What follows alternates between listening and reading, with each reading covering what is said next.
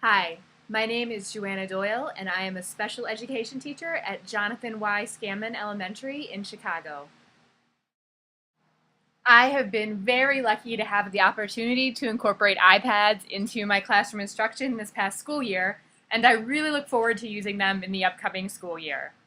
They have revolutionized the way that I teach. So each student gets more of my individualized attention, either personally or electronically. For example, I have created mini lessons for the iPad where I record myself teaching and modeling a skill or strategy, such as making text-to-text connections.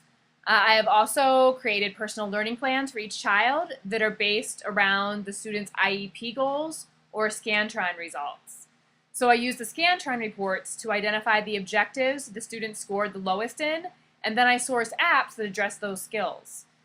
During my targeted intervention time, the students will all be working on their own individual learning plans while I pull students to work with me individually or in small groups.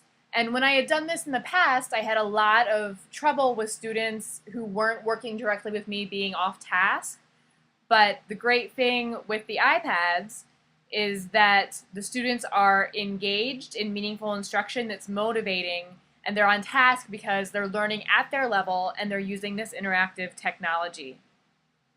So when I'm pulling individual students or small groups of students, I can deliver targeted skill instruction or I can assess student progress. I use this time to do a lot of my fluency assessments that require a quiet room. And when the students are using their iPads and they have their headphones, I can do those fluency assessments while all the students are engaged in their electronic learning. I am super excited about having the chance to use eSpark because I feel like it's going to make me a much more efficient teacher.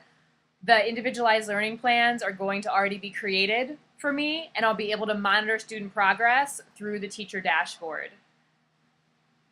I really feel like incorporating this form of electronic learning and what eSpark will do for me next year is basically double my instructional time. It'll double the amount of time that a student is interacting directly with a teacher, whether the teacher is me in the flesh and blood or whether it's through the learning plan that eSpark has created based on the data that I have given them.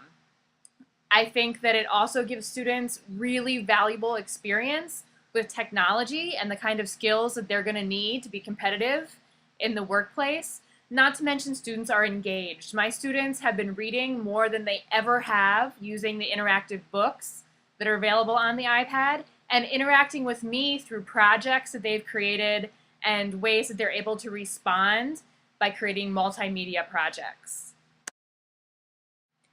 In the end, I know that teaching is all about the students and the student outcomes, and using the iPads in the classroom has gotten the students more engaged. It's gotten families more engaged. When families come in, I can show them the progress that the kids have made on the iPads. I can show them these multimedia projects that the students have created, and it's also been really great for my students in terms of test scores. My principal got back from a meeting with her boss from Area 1 where she got a report that said for the first time at Scammon, the rate of growth for students with special needs was actually higher than it was for the gen ed population. And that made me incredibly proud of my students and the hard work that they've been doing and made me really grateful for a resource like the iPads for the possibility of using a program like eSpark that will really tailor the learning to the individual child.